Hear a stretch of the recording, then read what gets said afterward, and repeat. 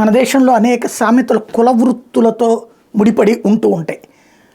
అలాంటివి ఆయా కులాల వాళ్ళని గుచ్చుకుంటూ ఉంటాయి కూడా. సాధారణంగా పనిలేని మంగలి పిల్లితల గోరికాడు లాంటి పదాలు ఇట్లాంటి మంగలి వృత్తిని అవమానించేలా ఉండటం, అట్లాగే సాయిబు సంపాదన భూబొమ్మ కుట్టుకులికి చాలదు ఇట్లాంటిది, ఈ దూదేకులు సాయిబులు ఇట్లాంటి వాళ్ళని అవమానించేటట్టుగా ఉన్నాయని వాళ్ళు ఫీల్ అవుతూ ఉంటుంటారు. జగన్ వచ్చాక అట్లాంటిది ఆయా కుల వృత్తులకి సంబంధించి ఆయా కుల దూషణకి పాల్పడటానికి వీల్లేదంటూ చట్టాలు 1 by 1 చేసుకుంటూ వచ్చారు. అట్లాగే ఏది భట్రాజులకు కానీ మంగలి వృత్తి వారికి కానీ ఇట్లాంటి వాళ్ళది ఆ సామెతలు ఉండటానికి వీల్లేదన్నారు.